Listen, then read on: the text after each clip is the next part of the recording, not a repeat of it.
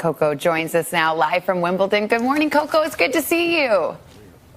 Good morning. It's great to see you, too. I don't know if you've had a chance to really soak it in when you opened your eyes this morning and you thought about this last couple of weeks.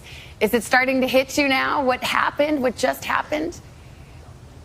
Honestly, no. I mean, I woke up and I'm still living a dream, even though I'm walking on the street. People were asking for pictures, so that's just really crazy, and I don't think I'll ever believe it, to be honest. I know. 2 weeks ago, you were not a household name. Now you are. What was it like? I don't know if people really realize that you were a wild card. You had to play your way into Wimbledon by winning 3 matches. Yeah. And then tell me about the moment you find out, okay, you're into Wimbledon, and your first opponent is Venus Williams. Honestly, I was very shocked. I mean, I kind of had a feeling that I would play one of the Williams sisters, but I was still very shocked, and I didn't believe it at first until I actually went on the Wimbledon app and looked at the draw. And then, honestly, I wasn't. A lot of people said, "Were you nervous? Are you mad?" And I was like, "No, I'm super excited." Like, it was always a dream of mine to play Venus, and I never thought it would be so soon. Well, then, not only did you play her, of course, we all know you beat her, and I loved that moment right after the match. You walk to the net, you shake hands, and I thought, looking at you, Coco, you were trying to say everything you ever wanted to say to Venus Williams in that moment. Yeah.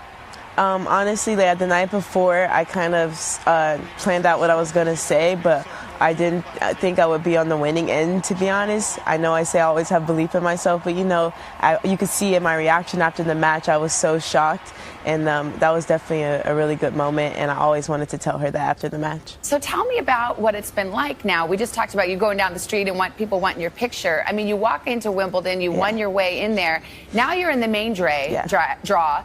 You're in the locker room. You're running into your idols and famous tennis players everywhere, and they know you. What's that been like? It's been crazy. Like, the amount of support from the girls have been amazing, especially the American players. They have been giving me so much support, and after every match, they're like cheering me on and direct messaging me. Even throughout the qualifying, they were texting me. So the support has been amazing from people in the tournament and from people around the world. Let's talk about some of your matches. That obviously the Venus match was incredible, but your third round match against Polona Herzog.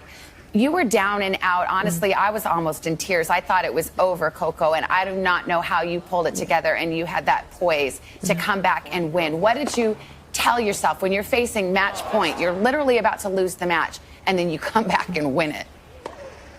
Yeah. I was just telling myself to go for my shots, like it's either now or never. I always believe in myself, even when the score line doesn't say so. And honestly, I really fought my way to that match. I mean, Polona was playing amazing, and I was just kind of staying in there. So even when your opponent's playing really good, if you just stay in there, maybe something good can happen. Your parents, by the way, have become kind of famous too. I don't know if you've seen any video. What do you think about their moves in the stands? We got dance moves, the cheering. Yeah.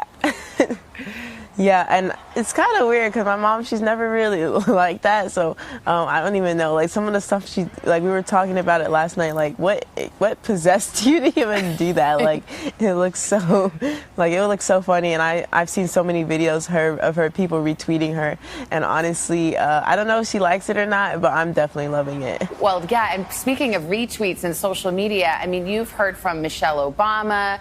You've heard from Beyonce's mom. What's on your highlight reel of famous people who are talking about you? Honestly, like, each and every one has been special, but definitely former First Lady Michelle Obama. That was so surprising to me.